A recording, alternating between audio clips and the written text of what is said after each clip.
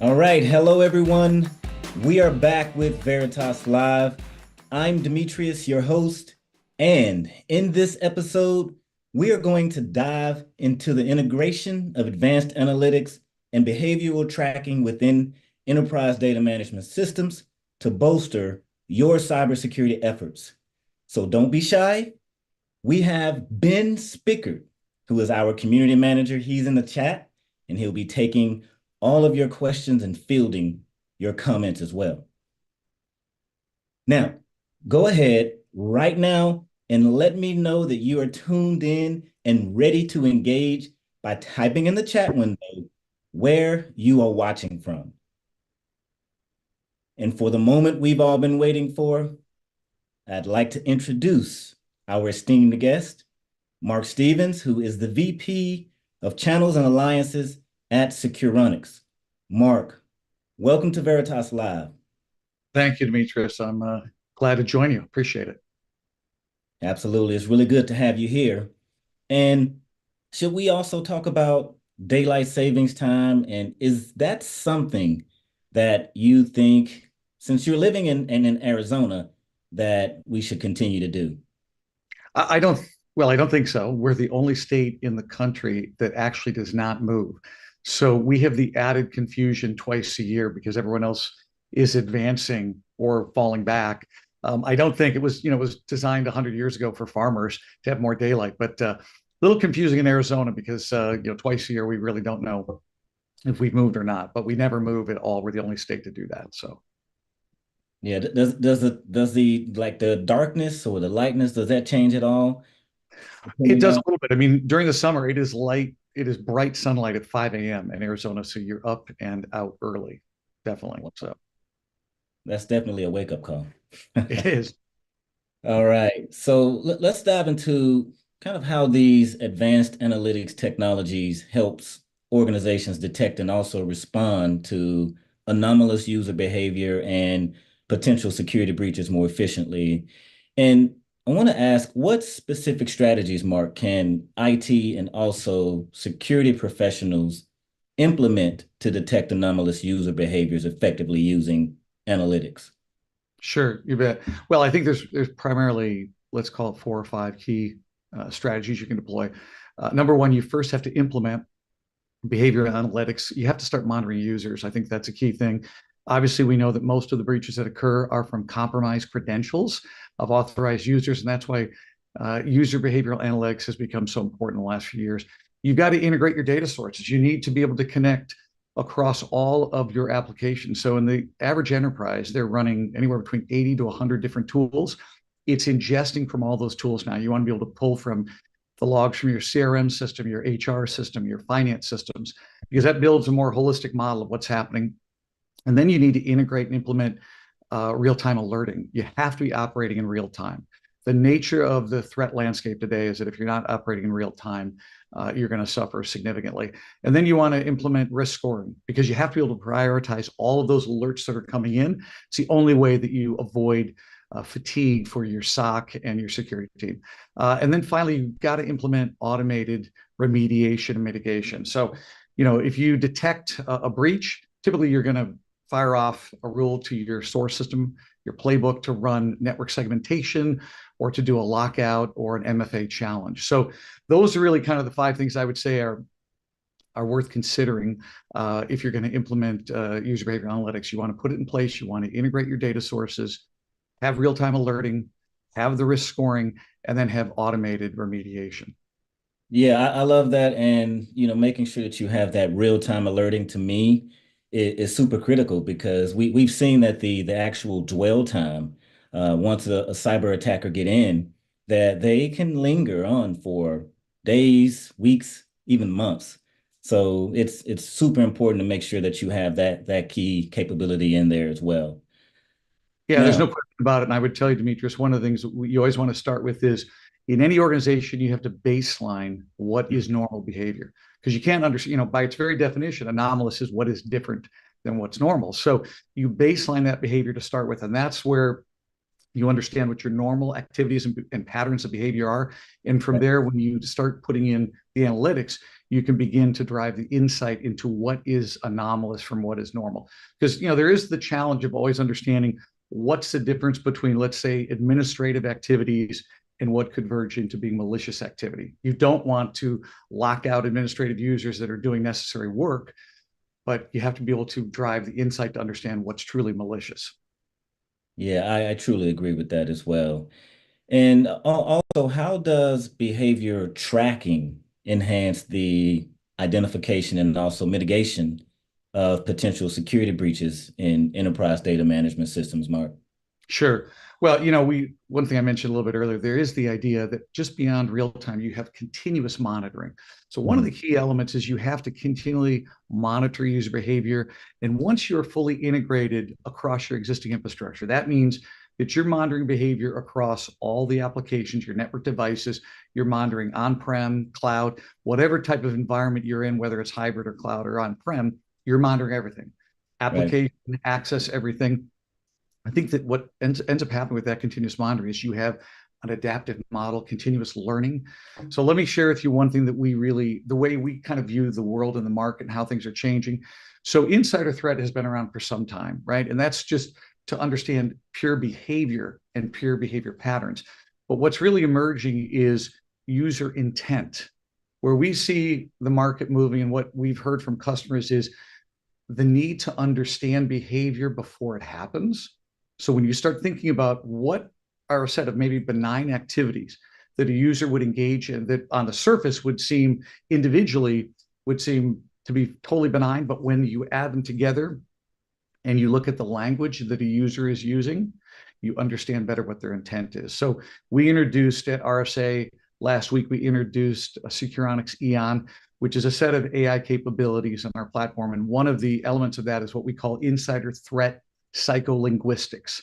So Right. fairly heavy word, but what it really refers to is how do you begin to divine the intent of what a user will do before they actually engage in what could be malicious activity. So it's Mm. kind of like the next evolution of insider threat is really insider intent. Right. Okay.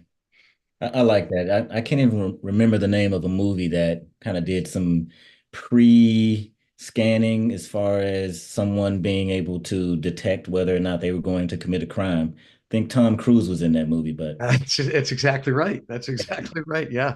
that's Yeah. scary stuff. That is scary, by the way. But what's really interesting to me, which is with the advent of AI, we now have the ability to drive much more subtle or understand much more subtle indications of intent to behavior. So in Mhm. what it's referred to psycholinguistics, we've actually implemented Amazon's Bedrock and the Anthropic Claude 3 large language model to really drive that. So it really has the ability to understand the intent behind language Yeah. before behavior. And that becomes very subtle because the one thing that has emerged over the last 5, 6 years is the level of sophistication in cyber attacks is dramatically increased. And what we fully expect is the AI threat actors are going to get that much more sophisticated. AI is going to drive a level of sophistication in cyber threats that we haven't seen before. And my memory is just returned. It's Minority Report, which was Minority Report. That's right. Exactly. so Yep. cool, so cool. And it's Yep. kind of scary that we're really headed in that direction as well. But one other thing I would really like to ask you as well, in what ways can organizations leverage advanced analytics to, let's say, accelerate their response to cyber threats while also maintaining compliance because compliance is really huge and it's changing almost daily now. Yeah, absolutely. No, we talk to large customers all the time about that. How do you accelerate? How do you use analytics to really accelerate mean time to response, mean Mm. time to detection? So I would say there's a couple things to think about. Number one, you want to be considering threat chaining. So the idea is you take a whole series of different incidents and activities and you chain those together and you build a map of what the attack chain looks like. So what's really happened is there is so much coming in, so much data that's being ingested that you have to map it out. SOC teams need to map that out to really visualize, understand what's behind the threat and where it started, and understand the entire. It's typically referred to as the kill chain. So that's Right. one. And you need to do that in real time. And I'll talk in a minute about how you do that.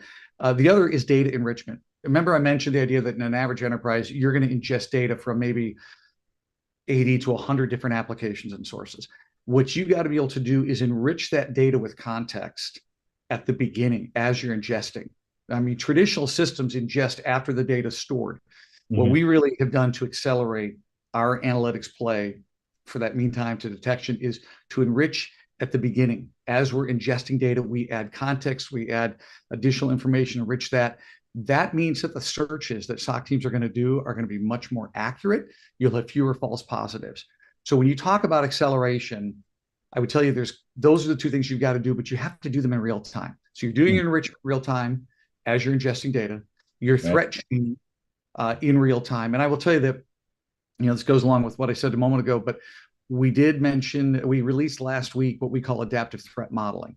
And I would Hmm. encourage people to give thought to this, because when you talk about having a dynamic threat model, that is a threat model that can change. It's learning and changing based on AI, based on the AI model that we're leveraging, in this case, Bedrock. But an adaptive threat model is really, how do you automatically identify and chain together all that activity, but do it in automated fashion so that you can view attack chains in near real time. If you're not operating real time, the challenge you're going to have is that you're susceptible to breaches in critical systems. So everyone is driving towards the notion of how do you operate all of this in real time, even at scale. When you're Right. talking about maybe ingesting millions, tracking millions of events per second. Yeah, and the only way that you're really going to be able to track millions of events is using AI because, I mean, cybersecurity teams and SOCs, they're already like Oh, yeah. overworked right now anyway. So, bringing AI into the picture is definitely something that's going to be able to help wrap their arms around these with some of the real-time alerting and also doing things like the chaining of events as well. Mark, can you also elaborate on how the zero trust security model is also gaining importance in Sure. protecting a Sure. diverse data Yep. landscape? Yeah, look, I think there's three key trends that have emerged. There's the migration to cloud.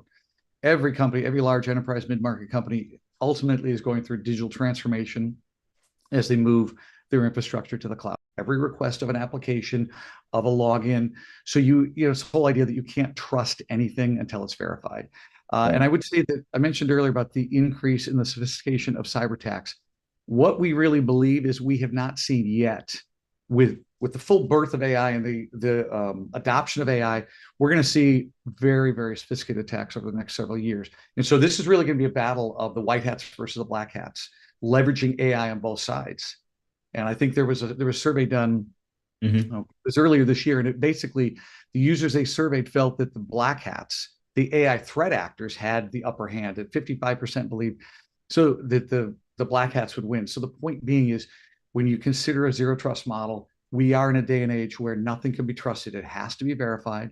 So you have to do the identity verification, the core principles of least privilege access, and then what I talked about earlier, microsegmentation and continuous monitoring. That's how you build the zero trust model within an organization so that you have the right kind of security posture. I mean, that's really zero trust is kind of table stakes for any organization Yeah, today. right. It is. And I just want to also reiterate for those out in the audience as well, please type your question in the chat window. And also, I didn't see where anyone was watching from. So if you're out there, maybe you're in Brazil, maybe you're in India or Africa, I would love to see that. So go ahead and type that in the chat window as well. And oh, you know what? It looks like there is an audience question. Mark, are you up for an audience question here? Sure, sure. All right, so it looks like, let's see, how do you navigate the trade-off between cybersecurity enhancement and preserving user privacy and trust when deploying advanced analytics in the zero trust security model? Well, I would say two things. One, look, everyone, user privacy is paramount and critically important. But of course, company-wide systems, mission-critical systems, ultimately owned by a company, have to be protected. There's a fine line that you've got to navigate. I think that one of the key things is a lot of user training. We do that with all of our customers as well. So there's a lot of knowledge sharing, user training that you've got to go through in terms of when a company implements these systems and goes through a digital transformation using user behavior analytics. I think you've got to be completely transparent with employees about how systems are managed and monitored by the SOC team. Because the truth of it is, the reality today is that a single attack can bring an entire organization down. We've seen it where, this is very, very true with ransomware across, for example, public entities in the US. So the stakes are very high, but I think in terms of user privacy, part of that is really being able to communicate properly with users about, what are the obligations of the organization and what's the transparency that the company has to have with its users. Okay. And I also wanted to ask you as well, because I've seen some things around the MITRE attack Sure. framework. And how can organizations incorporate the MITRE attack framework into their cybersecurity strategy to, let's say, better detect, respond to, and also mitigate some of Right. these evolving cyber threats, Mark? Sure. Well, I mean, obviously, MITRE is the global knowledge base of tactics and techniques. Most systems today, security systems, are going to map to it. But I think the key thing you start with, you map your organization's threat landscape to MITRE because there are differences, right? If you're in finance or healthcare or manufacturing, there's different tactics and techniques that are typically deployed in some of those verticals. So you first want to start by mapping your organization's threat landscape in the vertical that you're in. Then you want to really correlate all the observed behavior that you're now analyzing through your UABA against the attack framework. So right out of the box, you should have detection rules and correlation rules that map directly to MITRE. We have that in our platform. And then, really the whole idea is that you have this holistic approach of advanced analytics, your incident response, guided threat hunting that aligns completely to MITRE. We definitely strongly suggest that to customers because look, it's a good framework from which to operate because it's understood and widely accepted, across every industry. To bring in the guys that do the backups and the ones Right. that do the recovery and the storage Right. and the compute and the network and the cloud team. So Yep. there's a team effort that is involved in making sure that your security posture and everything that goes around it is just well implemented, and that you also start rehearsing and practicing some of these things before a real event happens. So yeah, great information, Mark. And do you have any closing remarks for us before we begin to wrap up here? Well, I would just say this. You made a mention of the idea of everyone working together. Look, the single reality is it is kind of like the AI white hats versus what will be the AI black hats. That Mhm. is what's emerging in cyber. And I would say that the importance of partnerships is paramount. RSA has 800 plus vendors that are there. We have integrated with 700 vendors, including Veritas. And the benefit of all of those integrations is that you can't operate alone. Any company running 100 different applications needs those applications to interoperate from a security standpoint so that their security teams can easily look across the entire organization.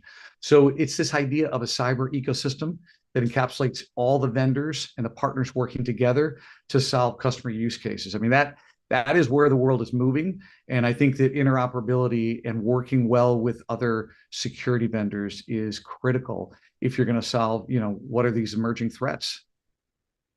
All right. Well, Mark, thank you again. And before we close, I would like to let everyone know that we have some great assets that will be available as well, from especially one that's Securonics 2024 Insider Threat Report. And that report provides insights into how organizations are adapting their strategies and solutions to effectively counter and also lower the impact of these evolving internal security risks. We also have the 2024 Gartner Magic Quadrant for Security Information and Event Management, where once again, Securonics was named a leader for the fifth consecutive time as well. So there will be a link provided to that. And also be sure that you watch our on-demand technical sessions on achieving cyber resilience with zero doubt. So I've really enjoyed the conversation with you, Mark.